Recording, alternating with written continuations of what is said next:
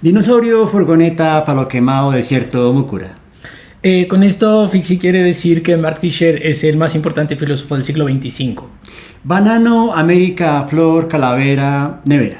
En esta otra frase está diciendo que el apocalipsis bogotano se dará por rayos de volcanes. Tinto, olla, furgoneta, ají. Y con esto quiere decir que en el capítulo de hoy vamos a estar hablando de la novela Babel 17 de Samuel Delany, una obra sobre traducción y ciencia ficción. Una gran obra, Babel 17. Babel 17, Babel 17, Babel 17, Babel 17, Babel 17, Babel 17, Babel 17, Babel 17, Babel 17, Babel 17, Babel 17. Amigas, amigos del Oscopio, yo soy Fixi. Y yo soy Rodrigo. Y hoy les queremos hablar de Samuel R. Delany y su galardonada novela Babel 17. Pero primero hablemos de Delany. Bueno, Samuel Ray Delany nace en Harlem, Nueva York, el 1 de abril del 42. Sus inicios en la ciencia ficción llegan con la publicación de sus primeros libros cuando tenía 20 añitos nomás. Es increíble, publica 9 novelas entre 1962 y 1968, o sea, una época prolífica. 6 años. Y varios relatos premiados recogidos en una antología que se llama Deep Glass, del 71, y posteriormente una que se llama A and Gomorrah and Other Stories, de 2002. Su décima y más famosa novela, Dirk Dahlgren, fue publicada en 1974. Dahlgren es buenísima. Su principal ocupación literaria a finales de los años 70 y 80 fue la saga en 4 volúmenes Retorno a Neverion. También publicó varios libros autobiográficos basados en su experiencia personal de escritor afro y homosexual, como su autografía, que ganó un premio Hugo, The Motion of Light in Water. Desde 1988 ha sido profesor de distintas universidades, 11 años como profesor de literatura comparada en la Universidad de Massachusetts en Amherst, año y medio como profesor de inglés en la Universidad Estatal de Nueva York, y en 2001 se traslada al departamento de inglés de la Universidad de Temple. O sea, un profesor como usted, como yo, podríamos llegar a ser él. Sí, la mayor parte de la producción literaria de Delany, desde la publicación del 75, la novela Dahlgren, que es buenísima, léanla por favor, trata temas sexuales como muy pocos escritores serios han hecho. Dahlgren y Stars in My Pocket y Grains in Sand incluyen pasajes sexualmente explícitos. Libros como Equinox y Phalos pueden ser considerados realmente como pornográficos, y el mismo autor dice, son pornografía. También ha publicado libros de crítica literaria, centrándose especialmente en ciencia ficción y otros géneros paraliterarios, literatura comparada y estudios sobre la orientación sexual. Bueno, y hay novelas como Trouble in Triton y la serie Retorno a Neverion. Se explora en detalle cómo la sexualidad y las actitudes sexuales están relacionadas con la base socioeconómica de una sociedad primitiva, o en el caso de Tritón, de una sociedad futurista. Por ejemplo, en su obra Phalos se narra el periplo de un hombre homosexual en la isla de Siracusa durante el reinado del emperador Adriano, siglo II, en busca de la felicidad. Bueno, hay otros temas que también trata Delany en sus obras de ciencia ficción, que son el lenguaje, la memoria y en sus primeros años, en el 68, la mitología. Caballo homosexual de las montañas. Pero en esa época se publicó Babel 17. Es correcto. Caballo homosexual de las montañas. Es una gran mitología. Sí, muy buena. Bueno, ahorita que ya hablamos un poquito de Delany, que en lo personal es uno de mis escritores favoritos, después de haber leído Dahlgren, que es una obra maestra, hablemos un poquito de la novela. ¿De qué trata Babel 17? Bueno, en principio se trata de una protagonista que se llama Ryder Bong, ¿no? Que tiene unas flipantes aventuras, ¿no? Especialmente porque es una poetisa, ¿no? Y es conocida en 5 galaxias, no una sino en 5. En 5. Y eso hace que sea parte de la Alianza de los Pueblos, ¿eh? Mejor dicho, la señora es la gran figura. Sí. Tanto así que es la única capaz de resolver un enigma que tiene a los militares en jaque, y es justamente la existencia de lo que llaman Babel 17, que en su momento ellos creen que es un código y tienen un montón de criptógrafos analizándolo, tipo Alan Turing. Ok. Y ella dice, es que su error principal es que no es un código, es un lenguaje, y es una estructura más compleja. Entonces eso requiere más. Entonces necesito saber más del tema y ustedes no me dicen la verdad, entonces ¿cómo voy a trabajar? Claro, y además ella dice, además yo soy poeta. Y entiendo el lenguaje desde otro lugar. Porque además no solamente entiende el lenguaje, sino a las personas. O sea, como que lee el mundo y entonces para ella el lenguaje son los gestos, las personas, el mundo, las palabras. Porque es una poeta integral. Entonces, ¿no? Y además sabe karate, sabe de armas. Bueno, sí, eso es lo más espectacular. O sea, digamos que Delany le da todas las características al personaje para resolver la historia. Sí, pero y lo más interesante de eso, o sea, lejos de lo que significa Babel 17 y lo que significa todo este asunto de Ray Dragon es que es una novela sobre el lenguaje. Ujú. Y hay como un montón de novelas de ciencia ficción que relacionan lenguaje, que se relacionan con el lenguaje como tema principal. Sí, por ejemplo, aquí justamente, ¿no? Tenemos una que es Flores para Algernon Donde el lenguaje es buenísima. y Empotrados de Ian Watson. Que esto es 10 años después más o menos. Y esas ecos siguen, ¿no? Hasta Te Chiang y demás. Pero lo importante, y yo creo que para leer bien, no para leer bien porque no se lee bien o mal un libro, sino para poder comprender de qué está tratando este libro, hay que ponerlo en contexto. Este libro es del 66. ¿Y qué es lo que estaba ocurriendo en el 60, en la década del 60, Bueno, primero, 50, 60? primero pues está todo el tema de los derechos civiles, ¿no? Está Martin Luther King. I have a dream that one day on the red hills of Georgia, sons of former slaves and the sons of former slave owners will be able to sit down together at the table of brotherhood.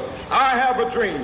Estaba Malcolm X, ¿no? Sí. Obviamente los bandos de convivencia y no convivencia con los blancos. Claro, Estaba Vietnam. Claro, no, y no solamente eso, hay que decir que Delaney es un activista por los derechos afro muy fuerte. Ujú. También estaba el tema de la carga espacial. That's one small step for man, one giant leap for mankind. Claro. Y también estaba como el tema de cómo las ciencias humanas estaban buscando volverse mucho más serias, más rigurosas. Claro. est vraiment à la fois le produit d'un travail collectif anonyme d'ouvriers, d'ingénieurs. Y eso emprende una labor y una tarea cuando algunas se suman a lo que es el estructuralismo, ¿no? Darle ya como Exacto. un contenido más científico, ¿no? Porque de cierta forma siempre han sido caracterizadas como ciencias blandas, ¿no? Sí, Nunca han sí, sido sí. consideradas, digamos, como una razón que sustente el orden del mundo. Claro. Y en los 60 va a empezar toda esta formulación estructuralista.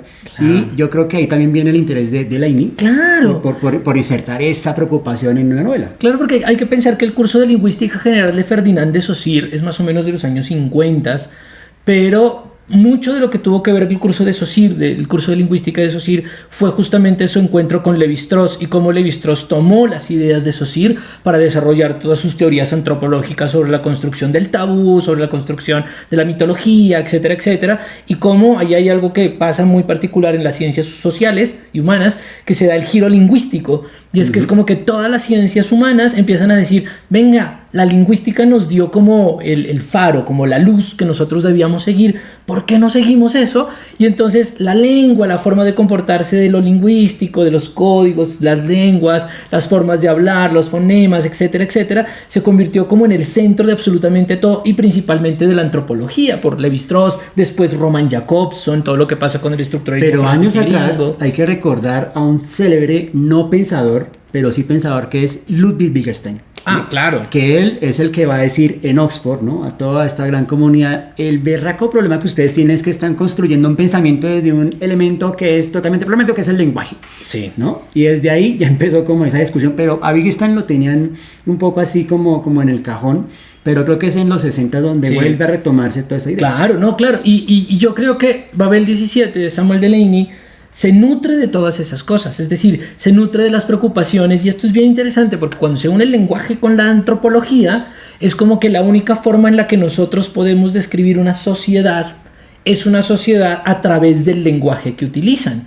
Entonces, obviamente, Delaney, que desde que era muy joven, se sintió parte como de un gueto por ser afro, es homosexual, pero en ese momento no formaba parte, no había salido del closet, llamémoslo así, todavía estaba casado con una mujer y estaba con su familia, etc. Pero de todas formas su posición social era una posición social un poco de ser el otro, el excluido, el que está por fuera, y una forma de entender al otro y de que también se lo entienda a él era a través del lenguaje que utilizaran, ¿no? Y yo creo que todo ese montón de cosas tienen que ver con esta gran novela que es Babel 17, pero que hay que entenderla efectivamente desde ese lugar, que es el lugar en donde a él le interesa construir mundos, universos, como hacer todos esos mundos de la ciencia ficción a través justamente del lenguaje, ¿no? Ahora, hay una cosa que también me gustó, digamos, en cierta medida, y es justamente la manera en que él empieza a insertar, por ejemplo, cuando uno abre la novela, la primera página es un poema, ¿no? Justamente, entonces uno como que, a ver, eso es un inicio atípico, ¿no? Sí. Porque la ciencia ficción siempre arranca como con una frase poética, pero aquí arranca con un poema, ¿no? Y luego ya arranca justamente pues como con una frase que detona la novela, ¿no? Sí. Luego viene una carta que escribe cuando está abandonando la Tierra, ¿no? Entonces siento que Delany utiliza múltiples registros, ¿no? Sí. Para darle forma a la novela y como que uno vaya también como cambiando el tono, o sea, como Sí, que no sí. se mantiene en esa linealidad que tienen las novelas actuales, ¿no? Claro, y es que hay que entender esta novela, yo insisto, a ver, es una novela que no hablemos que si envejeció bien o envejeció mal, sino que hay que entender en el contexto en el cual fue escrita. Y es una novela que en el 66 se ganó un Nebula. Y uno dice, ¿por qué se ganó un Nebula? Porque no solamente está hablando de un momento bien particular. O sea, hay una cosa importante, dos cosas, y chiquitas, que me voy a contar. No me voy a alargar mucho, no se preocupe. Las dos cosas que quiero decir es, la primera, la lingüística, es decir, la lengua se convierte o se interesa en ser entendida como ciencia. Y eso es muy importante, es decir, como decir, oiga, todo el tiempo están hablando de física, matemática, biología, y la lingüística está diciendo, pues yo también soy una ciencia. Y Delany lo entiende así y dice, bueno, si la lingüística también es una ciencia, ¿por qué no hacer ciencia ficción lingüística? ¿No? Porque ya con todo este montón de cosas que estábamos hablando, eso Sir, Jacobson, etcétera, etcétera, empieza a pensarse la lingüística como una ciencia con normas, digámoslo así, propias de las ciencias más, como dijiste, duras. Pero por otro lado, hay que entender que Delany es alguien que le interesa como romper cierto tipo de registros literarios. Y estas cosas como la aparición del poema, la aparición de ciertas formas de diálogo, la forma en la que se estructura la novela, para ese momento es una forma supremamente disruptiva. Es decir, yo creo que la razón por la cual gana la novela el Nebula en el 66 es porque era algo que nadie hasta ese momento había leído antes. Es decir, es como quizás algunas de las cosas que leamos nos decimos, y sí, normal, ¿sí? Como que, normal. Pero en ese momento era como, ¿qué demonios está hablando este tipo? Este tipo es súper disruptivo. Por ejemplo, hay una parte, sin spoiler, en donde es una parte del libro, llamémoslo así, en donde están reclutando personas, ¿sí? Que es una parte, un capitulito, en donde están reclutando personas, y una de las personas que reclutan no es solamente una persona, sino que tienen que ser 3. Porque los 3 tienen una especie de relación entre los 3 que no permite que solamente una persona vaya, sino que hay una especie de codependencia entre los 3 personajes. En estos momentos decimos como, normal. Pero para ese momento era como, ¿cómo así una pareja de 3? O sea, 3 personas, o sea, eso ¿cómo lo llamamos? ¿Trieja? O sea, la gente en los 60s era como, ¡ay, no, terrible! Bueno, creo que se me ocurre un apunte que tal vez venga de una manera, digamos, disruptiva también. Y es que acordémonos que como estaba Susir, también estaba este otro gran personaje que era Charles Sanders Peirce, ¿no? Que es como el mago de la semiótica moderna. Sí. Y él habla del modelo TIA. Sí, también. Que necesita, ¿no? Básicamente de el objeto de referencia, su representación y su interpretación. El significante y el significado. Sí, para realmente crear la semiosis, ¿no? Que es justamente la comprensión del signo, ¿no? Entonces, claro. si Delany necesita estos 3 personajes es porque de pronto está fundamentando aquí una conexión, de pronto no tan directa con... No se me había ocurrido, pero tiene toda la razón, qué pilera. Sí. Voy a volverme a leer porque está chévere eso, no se me había ocurrido de verdad. Ahí está. Y que, no, entonces claro, hay una cosa ahí que es muy disruptivo de Delany. Y yo creo que esa disrupción la lleva ya al límite, digámoslo así, cuando uno se encuentra con Dahlgren, que es una novela de 1100 páginas, en donde no hay una historia, en donde hay un personaje que no se sabe, que se llama The Boy, ¿sí? Y como que hay diálogos que se suman y cosas que no se saben que suceden, ¿no? Entre, digamos, la forma en la que se suele llamar a Dahlgren en la ciencia ficción es como el Ulises de la ciencia ficción, ¿no? Entonces es palabras mayores. Sí, es un libro rarísimo, precioso. No entiendo, o sea, yo lo leí, no entendí un carajo de lo que pasaba en ese versiondo libro, pero lo amé profundamente. Pero eso que va a ser Dahlgren, que acá tengo el tomo 2. Dahlgren el tomo 2, son 3 de estos. Cada tomito tiene Bueno, este termina en la página 700. Y es el tomo 2. Caramba. Entonces aquí como que ya lo lleva como a un extremo, pero aquí empieza a verse como esa necesidad de Samuel Delany para experimentar. Hay que tener en cuenta que Delany también entra en esta serie de escritores que son la New Wave, cuya particularidad tenía que ver con como con experimentar, etcétera. Nosotros hemos hablado en otros capítulos de la New Wave o de la nueva ola de autores como Ballard, por ejemplo. Entonces ahí echen ojito porque estamos hablando de y Philip Dick y Ursula Le Guin y Richard Mason. Hay que mencionar a uno que también es medio marginal y también digamos como medio raro en todo este universo, que es Burroughs, ¿no? Ah, bueno, también. William Burroughs, que también estaba en la está experimentación. en el mismo cuento. Sino que en lugares diferentes, ¿no? Digamos que Burroughs tiene la preocupación es que para él el lenguaje es un virus contaminante. Claro. Para Delany es una estructura que puede ejercer un tipo de poder diferente. Sería muy bonito poder leer, por ejemplo, paralelo la intersección de Einstein de Delany con Supernova, es la que se llama, de Burroughs, de ciencia ficción. La trilogía Nova, ¿no? La trilogía Nova, sí, de ciencia ficción, que las dos también tienen elementos del lenguaje, pero son totalmente diferentes porque mientras para Burroughs hay un lenguaje que se está como reproduciendo, para Delany sí es muy importante entender el lenguaje como forma estructural, sobre todo aquí en Babel 17. Pero principalmente pasa eso, ¿por qué? Porque, insisto, es un libro del 66 en donde la gran innovación tiene que ver con el estructuralismo lingüístico. Entonces, cuando nosotros vamos a leer esto, tenemos que entender ese estructuralismo lingüístico que crea mundos.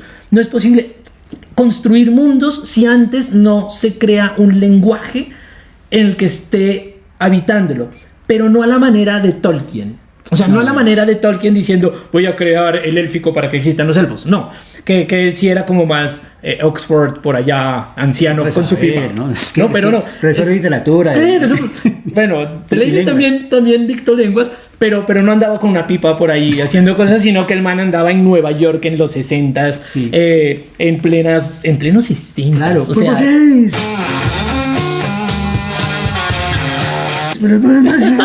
en Harlem en los 60, que se imaginan, o sea, lo que era alguien que le gustara la ciencia ficción y la lingüística en los 60. Bueno, por otro lado, hay que decir que para alguien como Octavia Butler, ella siempre dijo que su gran maestro fue Samuel Delany, ¿sí? Entonces hay que entender la importancia de este autor. Una obra como estas, que es de sus primeras obras, lo que está es tratando de ver ese lenguaje y cómo para Delany, y cuando uno lee los ensayos que él hace sobre escritura de ciencia ficción, porque él tiene unos como pequeño curso de escribir ciencia ficción por Samuel Delany. Me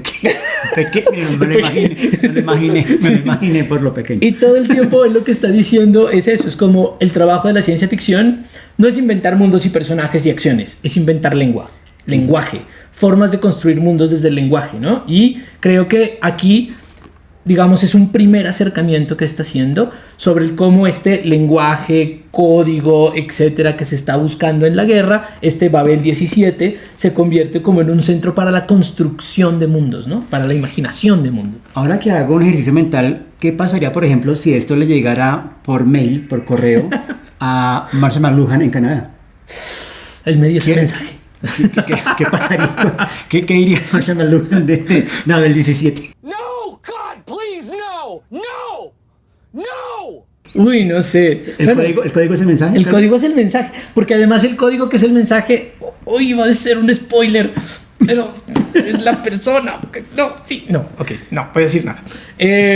No voy a hacer spoilers, pero habría que ver qué podría decir Chomsky.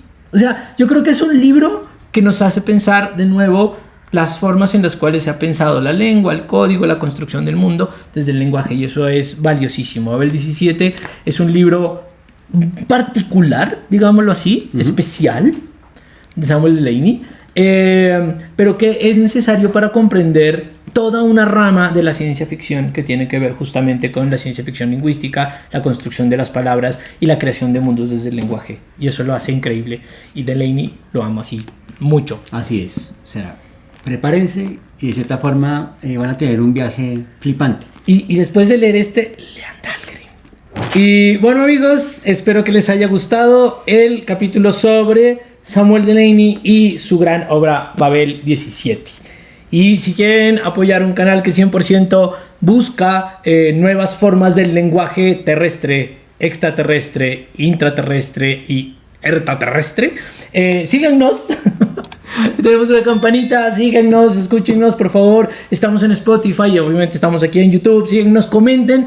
Nos interesa saber muchísimo también qué otras obras que a ustedes les llamen la atención sobre ciencia ficción y lingüística les llama la atención o les gustan. Y también queremos agradecerle a todas las personas que no solamente nos escriben y nos mandan comentarios, sino que nos saludan y nos siguen. Que esta semana fueron América Volta. Traduzco porque todavía estamos en Babel 17. Samuel Barón. Banano Nevera. Nanis. Olla y Musa. Miguel Echavarría Vázquez. Maleta Foco. Espere. Nicolás Colucci. Sí, ya. Chapa Botella. Chapa. Nico Valdivia Genin. Sí. Computador, micrófono. Tarika Baraka. Ají Mata. Este es Julián B. Sí. Chocolate Café. Richard Mason. Sí. Arnold Moluta. Sergio Maya. Sí, ya. Ventana Calle. Es Gina, ¿no es cierto? Sí, Gina. Delfín Amarillo. Y ese es Freddy Hernando. ¿Sí? Es Freddy Hernando. Por eso me fue también el TOEFL que presenté esta semana, oiga. Estuvo chévere el TOEFL. Pero sí, lo que pasa es que recomendación extra. Si van a presentar el TOEFL, lean Babel 17 y entienden todo. Todo. Moluca Barosca. Les va bien en speaking, writing, y reading y listening. Jabols. Listening. Es pasiva. Y dicen Samuel Delaney en vez de Delaney. en vez de decir Samuel Delaney, dicen Delaney. Repeat after me. Delaney. Es con Selesny. Roger Selesny. Philip K. Dick. James Graham Ballard.